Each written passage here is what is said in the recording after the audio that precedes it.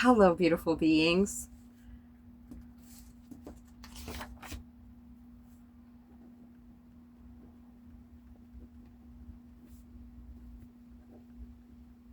I had to write something down because I was going to forget it. So within the span of about 45 minutes, I was going to record a video because I was feeling just so frustrated about the car situation. And then, just in that length of time, I get a call from Mike at the car dealership. There's two men that own this small dealership in the town that I live in.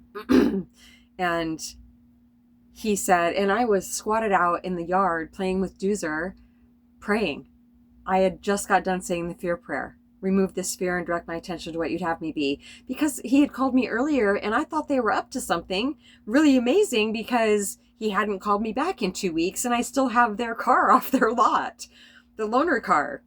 And so I was just like, okay, well, they're just up to something, something really awesome. And he said, did you get your car fixed yet? And that stomach ache, came in, and I just felt flooded with anxiety. And I did notice, staying incredibly calm though, even though my body felt like it was going nuts.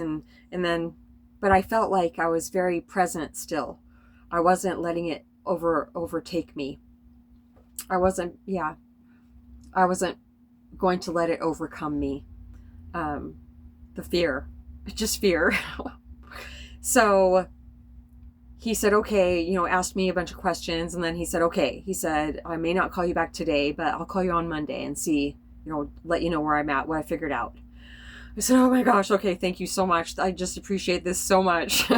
He said, I know, okay. And he's just really nice and not flirty at all either. Either one of these men. It's a very new experience for me. It's so welcome. They're very, very professional with me, but very kind. Non-flirty, non-icky. And even the energy that I get from them is just kindness. It's quite a wonderful experience. So I go from almost recording a video because I felt so sick. And then I was just like, no. I feel like at this point, I don't really need to do that. I need to get present. I really need to focus on that. And so I didn't do that. I went outside with Doozer, and recently I've been really, really working on, if I am overthinking about something, well, it affects my mood and I don't want to play. That's the last thing I want to do. And so that's what I go do. And it helps me definitely feel better. It helps me get out of my head. Because I don't want to neglect Doozer if I'm upset about something. So I was throwing his little baby for him out there, and I just got done saying the fear prayer. Remove this fear and direct my attention to what you'd have me be. And Mike from the dealership called me again, and he said, I do believe that a miracle has happened for you. Oh, I was standing up. I was just like, hello? And then I sat down. I was just like, what? What is it? He started laughing and told me about my new car that I'm going to pick up tomorrow morning at 10:30. It's a Subaru Forester. I guess I'm meant to have them in my life because, that's the one that broke down, but this is the loaner that I've had for almost 3 weeks now. It's a Subaru Forester, same exact year. I don't know if it's the same, if it's a 2015, this one I'm buying tomorrow. But it has less miles than my original Subaru Forester, and it has 155,000 miles on it. The other one had 167. Just amazingly low mileage, especially for a Subaru. And also, it's just nothing but pluses. It's just even better than my last car. It's absolutely amazing. And so this one, my payment did go up $5, not quite $5 actually, to pay for the 5-year warranty on it is all. And he said that this warranty is so much better than my original one. Even it covers everything bumper to bumper except for windshield wipers and brake pads, my tires. So he said, and I was just like, what's the catch? Oh, and then I still owed $7,500 on the original Subaru Forester. And we were going to try to get that tacked on to, a new vehicle, possibly. He was just coming up with all different kinds of scenarios, which was, just such a relief. You ever feel like you're kind of doing things on your own because you've been on your own for so long? And then, well, I needed men to step in. Even though I know I talk like I don't trust them, men, I don't trust some men, but I find a lot of comfort in comforting men, genuinely kind men that I feel comfortable and safe around. Anyway, so I still owed $7,500 on the original one, and they are paying that off. So I don't have to worry about it. So my credit doesn't have to go bad, because it was looking like to get me into a different vehicle, I was going to have to let the $7,500 go to collections, because I couldn't afford over $600 a month payments for my car, along with the total. So, I mean, I said, who does that? I don't think I've ever felt like this before in my whole entire life. I don't even know what I'm feeling like. It doesn't even feel like thank you or I feel so grateful is even enough. He said, well, we really like you and we really, really, really want to help you. I was just like, I know, I can feel it. Wow. So he was laughing and he said, I hope those are happy tears. I was just like, yeah, oh my gosh. I don't even know if I've ever felt this grateful. So tomorrow morning, I'm going to go get my new car, and I don't even know what color it is. Oh yeah, that was the catch. He said, well, there is one thing. You won't be able to trade it in for 5 years. I don't know why. I don't even care. I know it has to do with the warranty and, how he made this all work. Even getting me this loan for the new car through this credit union place, I didn't have to do any of it. That was a stipulation that I keep it for the full warranty time. And I said, I would have anyway. He said, well, you may not like the color. You just may not like it for some reason. I said, oh no, that's not me. I don't care. If it's dependable, reliable, all-wheel drive, it gets me from point A to point B, that's my car for sure. And that's absolute miracle has happened. So I just wanted to let you know that. And also my perception around a divine partner has shifted.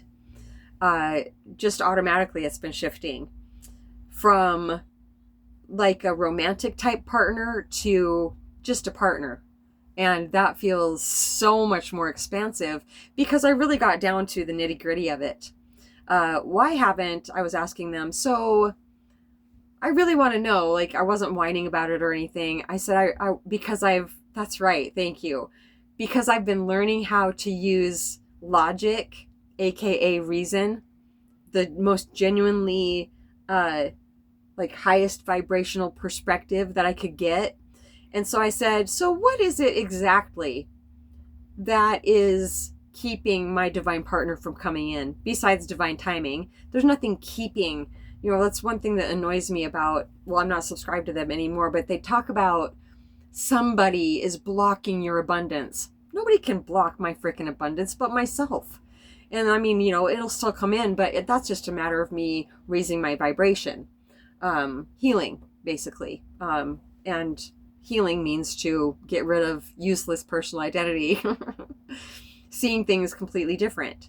So what was I looking at logically? Yes, why I haven't, well, it's because I don't have a desire to cohabitate with a man. I can't even actually imagine it. This man would have to be way more like feminine than masculine, but I wouldn't want a feminine man. Anyway, so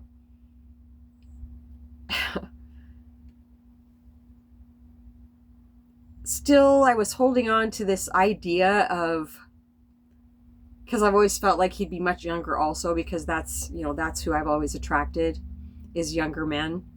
But that was my personal identity, and my point of attraction is much higher now. So a divine partner would be one that we would add to each other's lives equally. It would all be equal, naturally.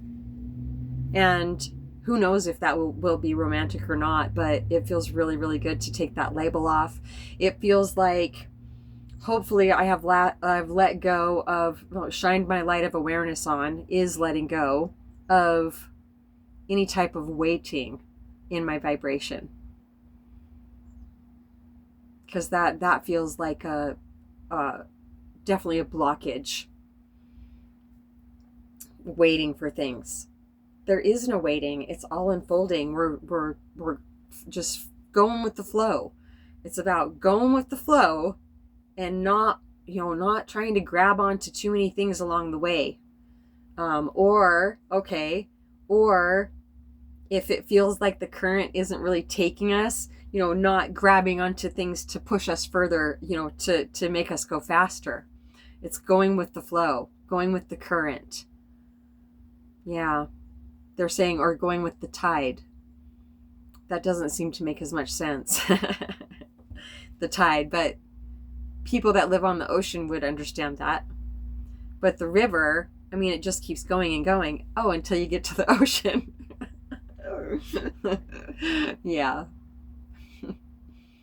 So, I've definitely been getting a lot out of listening to Alan Watts recently. And so, the gift of reason, hearing the voice of reason, it's no different than the ancients, than the divine. Now,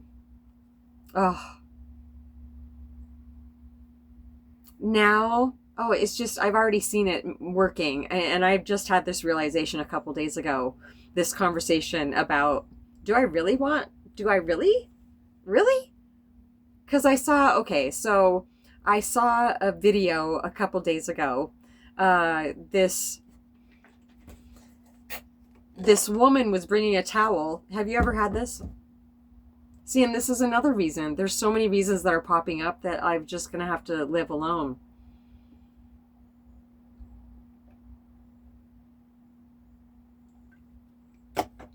When I see my cabin, the Mamaji cabin, on my property where I hold satsang and have retreats, I've only ever seen myself and my little herd of animals with me. I've never seen a man living there with me because I'm a lot happier on my own. I really am. I just sometimes, and I'll have it, male companionship in like the childhood friend type of way. It doesn't even have to be romantic. Maybe it will grow into that. Who knows? But it has to be such a strong foundation of deep, deep friendship and trust. Knowing that, like, being friends with this person for a year or longer, even if before there would be anything romantic, it would just evolve into that. They're saying that to me, yeah, I could definitely do that. Because this person also would, it wouldn't feel like a drain to be around them, and their communication skills would just be super.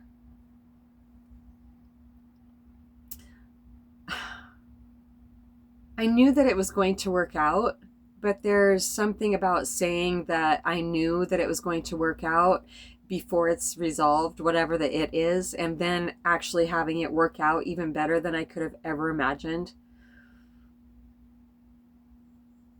That's so wonderful. As time goes by and things do come up, it will be easier and easier to not feel disturbed by what's going on. But I got a 5-year warranty. It's not going to be my car for a while. Oh my gosh. I'm so grateful. Ancients, is that it? Did we write down anything else recently? I set my timer because I have a habit of making really long videos. Yeah, I think I did write. Oh, reflection. And then I just drew the lovers. Oh, right, sure, reflection. Yes, I've been reflecting on it and just speaking about And temperance. Yeah, see? Finding a balance in all areas of my life. And it's just naturally happening as I release resistance. See, I have these big pieces of white paper laying all over, and this one says everything is exactly as it should be. And I have had, I've had that written down a lot of times in my life in different ways. But then, like if I'm listening to Alan Watts and he says a lot of amazing things, but then one thing really stands out, I write it down and I see it often. This says, what would you do if you knew you were supported? That's one of my absolute favorite questions. It just brings me right back to presence, right back to trust. And and that's been a big one too. They always send me just the perfect messages depending on what's going on in my life. And having my concept shift around a divine partner, it's so much more expansive now, and people that I interact with, I'm seeing them differently, not as a possible maybe potential mate. For some reason, my mind was still programmed to, like, if I would see a man, automatically think thoughts like that. Oh, he might make a good. I wonder if he has a wedding band on. That's such a waste of time to me. No, my divine partner, yeah, somebody was saying that today. Was it Alan Watts? Well, yes, this morning. Will come in and sit beside you at an event or, whatever. And you guys will strike up a friendship and you guys will be friends. And I was just like, yes, this is exactly like it will be. So it's like putting a hen in a hen house, a new hen in the midst of a big group of hens. I don't know if you know this or not, but this is what they're comparing it to. They just bring that hen in when all the other hens are sleeping, and then when in the morning when the hens wake up, they kind of look at her and they're just like, well, you look like us, you smell like us, something's up here. But then they go about their business. And that's exactly what it's like with any type of divine partner, whatever gender. My divine partner is genderless now. How much more expansive can you get? And no romantic connection necessary. Because and I've said it before, but have I really been living it?